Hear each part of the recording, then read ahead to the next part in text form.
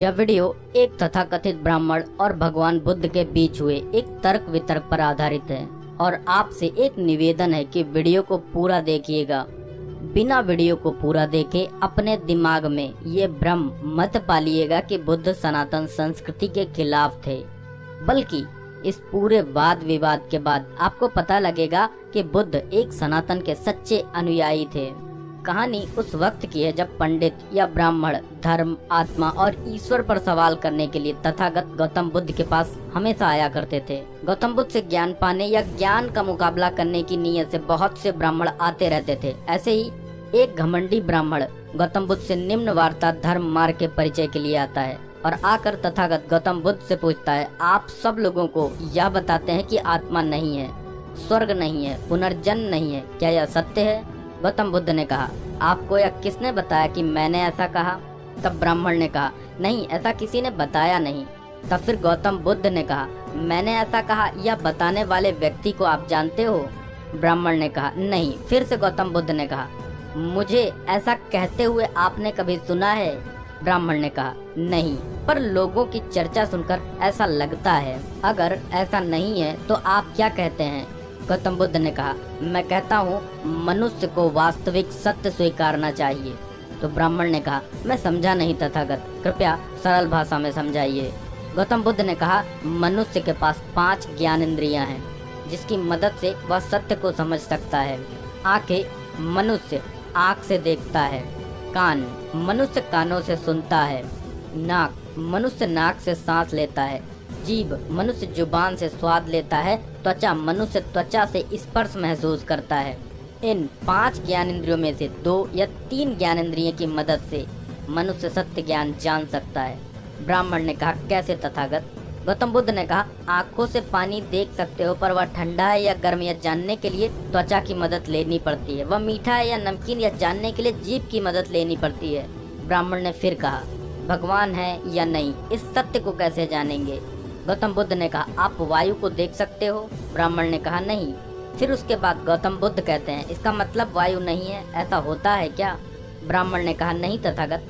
गौतम बुद्ध कहते हैं, वायु दिखती नहीं, फिर भी हम उसके अस्तित्व को नकार नहीं सकते, क्योंकि हम वायु के द्वारा ही सांस लेते हैं। जब वायु का झोंका आता है तब पेड़ पत्ते सब हिलने लगते हैं, या हम देखते हैं और महसूस करते हैं। अब आप बताओ, क्या भगवान हमें 5 ज्ञान इंद्रियों से महसूस होते हैं? ब्राह्मण ने कहा, नहीं तथागत। गौतम बुद्ध ने कहा, क्या आपके माता पिता ने देखा है या सिर्फ ऐसा उन्होंने आपको बताया है?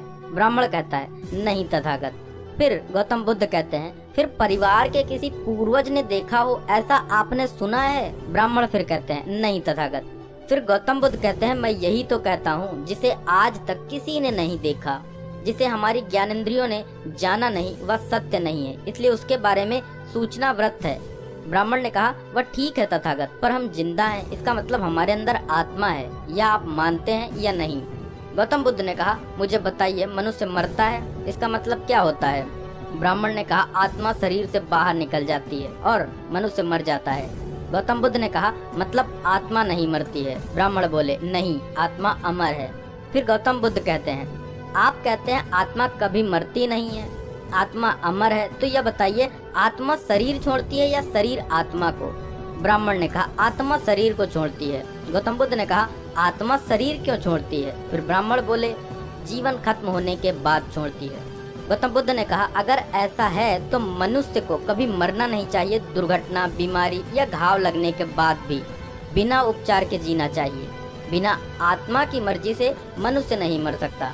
तब ब्राह्मण ने कहा, आप सही कह रहे हैं, पर मनुष्य में प्राण है, उसे आप क्या कहेंगे? गौतम बुद्ध ने कहा, आप दीपक जलाते हैं? ब्राह्मण ने कहा, हाँ। फिर गौतम बुद्ध कहते हैं, दीपक यानी एक छोटा दिया, उसमें तेल, तेल में बाती और उसे जलाने के लिए अग्नि चाहिए, क्या मैंने सही कहा कि नहीं? ब्राह्मण बोले, हाँ तथागत। गौतम बुद्ध ने फिर कहा, मुझे बताइए, बाती कब बुझती है? ब्राह्मण ने कहा, तेल खत्म होने के बाद दीपक बुझ जाता है। गौतम बुद्ध ने कहा, तेल हो पर बाती खत्म हो जाए तब? ब्राह्मण ने कहा, तब भी दीपक बुझ जाता है।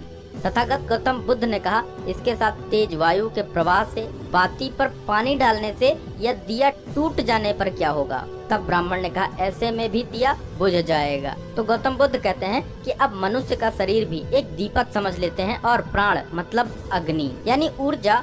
हर जीवित प्राणी का शरीर 4 तत्वों से बना है। पहला पृथ्वी अर्थात मिट्टी, दूसरा पानी, तीसरा वायु और चौथा ऊर्जा। इसमें एक पदार्थ अलग कर देंगे तो ऊर्जा और ताप का निर्माण होना रुक जाएगा, मनुष्य निष्क्रिय हो जाएगा। सही मायने में इसे ही मनुष्य की मृत्यु कहा जाता है। इसलिए आत्मा भी भगवान की तरह अस्तित्व विहीन ही है तब तक जब तक आप उसे अपने भीतर खोज न लो। यह सब चर्चा व्यर्थ है, इसे धर्म का समय व्यर्थ हो जाता है, क्योंकि बातों से कभी आत्मा को जाना ही नहीं जा सकता। ब्राह्मण ने कहा आपने सही कहा तथागत, लेकिन फिर धर्म क्या है, इसका उद्देश्य क्या है? गौतम बुद्ध ने कहा धर्म का मतलब अंधेरे से प्रकाश की ओर ले जाने वाला मार्ग है। धर्म का उद्देश्य मनुष्य के जन्म के बाद मृत्यु तक कैसे जीवन जीना है इसका मार्गदर्शन करना है। जीवन के सूत्रों को समझना और उनके उपयोग से जीवन से दुख दूर करने का मार्ग है धर्म। प्रकृति के नियमों की समझ और उसके जीवन के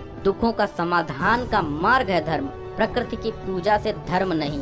धर्म जिज्ञासाओं को काल्पनिक या धार्मिक कहानियों द्वारा मानना नहीं। धर्म का आधार अनुभव है, आस्था या अंधभक्ति नहीं। धर्म जानने के बाद मानने में है, आस्था में नहीं। धर्म मानवों को मानवों का शहर बनाने में है धर्म। अपना शहर खुद बनने में है धर्म, न कि किसी देव कृपा के इंतजार में बैठे रहने में है। दुख 2 प्रकार के होते हैं, एक प्राकृतिक, दूसरा मानव निर्मित। प्राकृतिक दुख का इलाज तो आपके तथाकथित ईश्वर के पास भी नहीं है, वह भी इसे रोकने में असमर्थ है। तो फिर ईश्वर भक्ति क्यों? धर्म मानव निर्मित दुखों का समाधान है, क्योंकि हमारे जीवन में प्राकृतिक दुख एक तालाब के समान है, पर मानव निर्मित दुख एक समुद्र के समान है। मतलब दुखों का सबसे बड़ा हिस्सा मानव निर्मित है। जैसे समाज में जातिगत बंटवारा और असमान आर्थिक बंटवारा, गलत राजनीति, गलत व्यक्तिगत आदतें, बीमारियां, धार्मिक सोच, चलन और दमन आदि। धर्म का प्रथम सूत्र है हर चीज से बड़ा है न्याय, तथा कथित ईश्वर से भी बड़ा। न्याय व्यवस्था ही धर्म है। क्या आप गुलामी और शोषण के बदले ईश्वर लेना चाहोगे? नहीं। जन्म से मृत्यु के बीच सभी जीवों का जीवन सुखमय बनाना ही धर्म का अंतिम लक्ष्य है। तब ब्राह्मण ने कहा मैं धन्य हुआ आपसे बातें करके। मेरा धार्मिक ज्ञान का जो बड़प्पन का अहंकार था जाने कहाँ गायब हो गया। बड़ा ही मुक्त और हल्का महसूस कर रहा हूँ। अपने और पराये का भ्रम दूर हुआ, सब अपने से लगने लगे। आपसे ज्ञान पाकर मेरा जीवन धन्य हुआ तथागत। ऐसा कहते हुए वह तथागत के चरणों में गिर जाता है। अंत में मैं आपसे एक ही बात कहना चाहूँगा। गौतम बुद्ध सनातन का विरोध नहीं करते थे, बल्कि उनका मानना था कि धर्म मानने का नहीं जानने का विषय है। जात पात ऊंच नीच के सख्त विरोधी थे। अगर कोई नास्तिक गौतम बुद्ध के पास आता था और कहता था कि क्या भगवान है, तो गौतम बुद्ध कहते थे बिल्कुल भगवान है। और वहीं कोई आस्तिक यानी भगवान को मानने वाला अगर गौतम बुद्ध के पास आता था और कहता था कि क्या भगवान है, तो गौतम बुद्ध कहते थे नहीं भगवान नहीं है। ऐसा वो इसलिए करते थे ताकि दोनों की ही खोज जारी रहे। आस्तिक ये मान कर न बैठे कि भगवान है और उसकी खोज बंद हो जाए, वहीं नास्तिक भी यह न मान बैठे कि भगवान नहीं है और उसकी भी खोज बंद हो जाए। बल्कि उनका कहना था कि खोजो, हर चीज पर संदेह खड़ा करो, क्योंकि यही मानव धर्म है। अगर राम को मानते हो तो राम को मानो नहीं, राम को जानो। अगर कृष्ण को मानते हो तो कृष्ण को मानो नहीं, कृष्ण को जानो। बहुत ही धैर्य के साथ वीडियो को अंत तक देखने के लिए आपका बहुत बहुत धन्यवाद। नमस्कार।